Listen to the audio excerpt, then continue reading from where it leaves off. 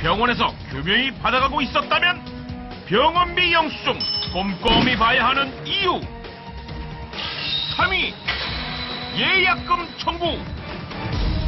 그 요즘 일부 대학병원의 이야기인데요.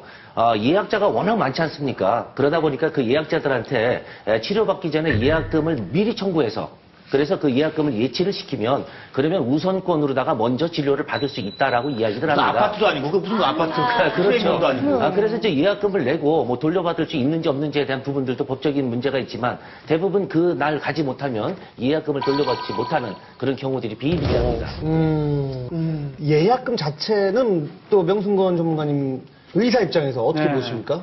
저희 병원 같은 경우에는 뭐 한 달 이후로 예약하는 부분에서는 예약금 그런 얘기를 안 해요. 일단 예약은 해줍니다. 근데 이제 한 달 안에 2주나 이렇게 할 때는 미리 예약금을 받습니다. 근데 받는다는 게 강제가 아니고요. 그걸 권유를 하죠. 미리 진료비를 내는 거죠. 그러나 뭐 나중에 내겠다 그러면 그건 나중에 몰아서 할 수도 이게 있다고. 이제 병원 입장을 조금 옹호해 보면 사실 우리가 예약해놓고 그냥 전화도 없이 안 가는 경우도 많습니다. 다른 환자들이 피해를 볼 수 있기 때문에 뭐 이자도 이자겠지만 그런 측면에서 약속을 잘 지키라. 예약금을 내고서 예약금을 냈어요. 그런데 당일날, 진료 당일날 정말 증명할 수 있을 정도의 어떤 사고가 있어요. 그래도 못 받습니까? 아니, 당연히 받을 수 있어요. 그거는 증명 안 하셔도 되고, 제가 여쭤보니까, 만약에 못 오신 분들은 또 문자를 다 돌린다고 합니다. 이인철 변호사님, 법적인 규정은 어떻게 되어 있습니까? 법적으로는 당연히 예약금을 냈는데, 부득이하게 내가 병원에 못 간 경우 예약금 돌려받을 수가 있어요. 근데 문제는 뭐냐면 예약금보다 더 큰 문제는 선납 진료비입니다. 특히 이제 1차 뭐 개인 의원 같은 경우에는 뭐 10회 무슨 뭐 시술 같은 거 받을 경우에 미리 이제 진료비를 내라. 맞아. 그런 거 많이 그런 게 많이 봤어요. 있죠. 근데 부득이하게 만약에 못 가겠다 아니면 반밖에 못 했다. 그러면 반환을 요구하는데 병원들이 또 반환 안 하는 곳이 많아요. 정말 주의하실 게 뭐냐면은 일단은 계약서를 작성하시면 계약서에 예약금이라든지 아니면 선납 진료비를 언제 환불한다든지 명확하게 규정이 되어 있는지 확인하시고 환불하셔야 돼요. 그래요. 그런데 우리나라 병원 시스템 중에서 가장 문제가 되는 게 대형 사립병원의 경우에요. 여기는 국립이고. 근데 제일 중요한 게 제가 한번 두통이 너무 심해서 MRI랑 다 촬영을 하는데 한 달 후에 촬영하기로 했단 말이에요. 근데 일반 좀 정직한 병원은 지금 결제하시겠습니까? 아니면 치료 후 결제하겠습니까? 얘기를 해줘요. 근데 대부분의 병원들은 그 얘기를 안 하고 미리 결제해야 되는 것처럼 얘기하면 거기서 아픈 사람이 결제를 안 할 수는 없거든요. 근데 제가 나중에 알아봤더니 그거는 미리가 아니라 나중에도 되는데 그러면 한 달 후에 내가 만약에 50만 원의 뭐 MRI 비용을 했단 말이에요. 그러면 병원에서는 그 이자만 하더라도 충분한 게 저 한 명이 아니잖아요. 몇천 명이나 되는 사람을 미리 돈을 받아갖고 그것만 은행 이자를 하루만 gun데도 어마어마한 돈이거든요.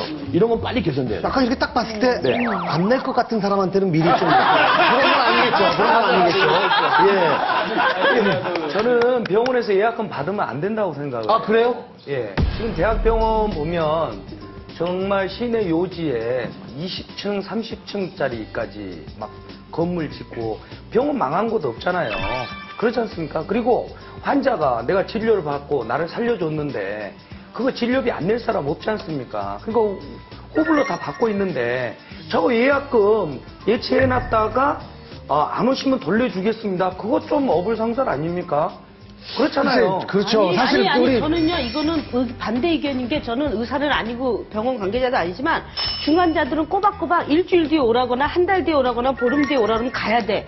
근데 일반 분들이 그 담당 의사쌤한테 예약만 막 해놔요. 그렇고 어느 날, 우리는 정작 그날 가야 될 시간을 못 빼요. 정말 중환자인데. 그래서 그런 것 때문에 생긴 거거든요. 그래서 정말 내가 손해 안 보려면 우리 권영차 씨처럼 꼼꼼하게 재테크에 대한 손해보지 않는 걸 찾아서 하는 자기의 주의가 중요한 거지 그것 때문에 편리한 사람은 사실 많아졌어요. 2위 유료 입퇴원 확인서. 이게 지금 사실 딱 보고 금방 와닿지는 않거든요. 네. 어떤 거예요, 노동 전문가님? 저기 어르신들 뭐 많은 병원 다니시면서 하시는 말씀들이 이런 게 있습니다.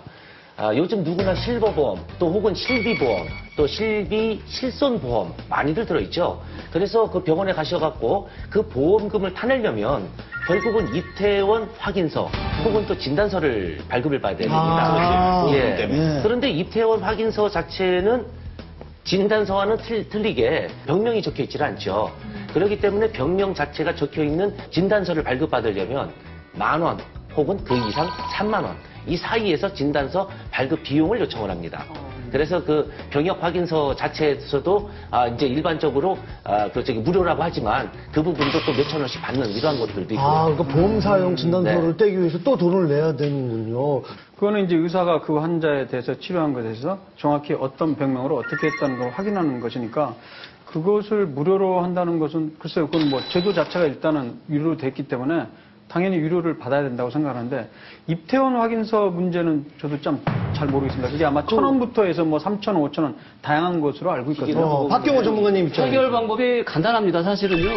그 보험회사에서 필요한 거잖아요. 네. 그래서 일본 같은 경우는 그 서류 발급하는 비용을 전부 다 보험사에서 지급을 합니다. 병원에서 따로 끊을 필요가 없겠죠. 깔끔하네. 근데 왜 우리나라에서 그렇게 안 하는지 잘 모르겠어요. 그러니까 그런 것들이 실천이 돼야 된다. 돈이 어디로 가는 거예요, 그러면? 병원이 가는 거죠. 병원이 진단서는 병원이. 근데 그거를 만 원씩 받지 말고 그냥 복사비 20원 정도만 받으세요. 그렇죠. 그 정도만 받으면 되잖아요. 사실 금융기관에서도 관공서나 이런 것 때문에 잔고증명서 항상 발급해드리거든요. 근데 개인한테 부과시키는 비용은 전혀 없어요. 그러니까 그런 저는, 부분들은 좀 예. 보상이 돼야 될 것 같아요.